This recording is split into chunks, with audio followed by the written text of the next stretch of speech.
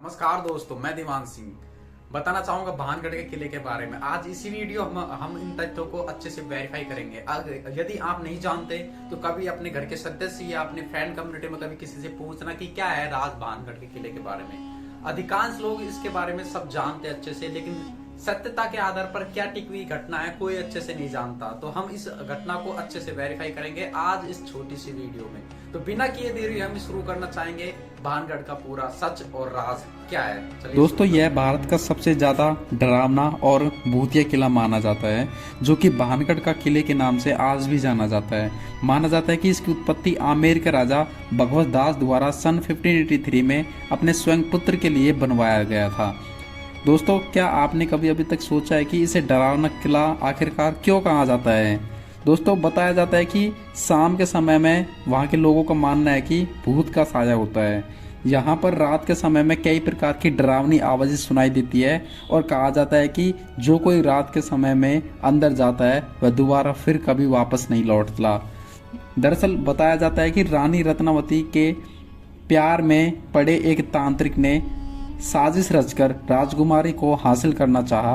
हालांकि साजिश का खुलासा होने के बाद तांत्रिक को मौत के घाट उतार दिया गया था। इसके बाद भानगढ़ के किले का उजड़ जाने का कारण बताया जाता है कि पानी की कमी की वजह से सन 1783 में एक अकाल पड़ने की वजह से भानगढ़ पूरी तरह उजड़ गया।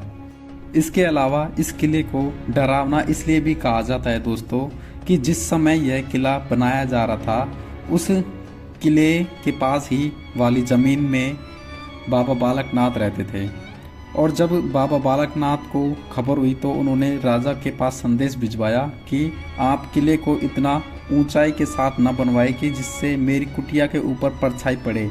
इस चीज़ को राजा ने ध्यान में न रखते हुए इस बात को नज़रअंदाज कर दिया, और जब ये किला बन के तैयार हुआ तो उस परछाई को देखकर बाबा क्रोधित हो गए। उसके बाद भानगढ़ के करीबी राज्य अजबगढ़ के बीच में भयंकर युद्ध छिड़ गया, और दोस्तों अजबगढ़ की सेना बहुत ज़्यादा ताकतवर होने के कारण उनके सिपाही किले के अंदर घुस गए और पुरुष महिला यहाँ तक कि बच्चों को मौत के घाट उतार दिया, जिसमें रानी रत्नावती भी नहीं बच पाई। और दोस्तों, माना जाता है कि इस दर्दनाक घटना के बाद से ही यह किला श्रापित हो गया था, और इसलिए उन मासूम लोगों की आत्माएं आज भी इस किले के अंदर भटकने लगी।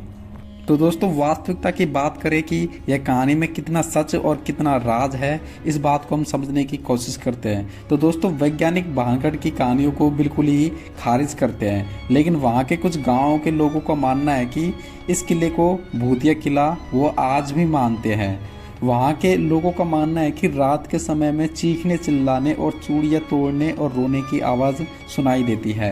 भानगढ़ का किला रात में क्यों बंद रहता है दोस्तों, क्या अभी आपने सोचा है? चलिए बताते हैं। दोस्तों, माना जाता है कि ऐसी गतिविधियों के कारण भारत सरकार द्वारा किले के बाहर एक बोर्ड के रूप में लिखा गया है और चेतावनी भी दी है कि सूर्यास्त से पहले अंदर जा सकते हैं, अन्यथा सूर्यास्त होने के बाद गैर कानूनी है।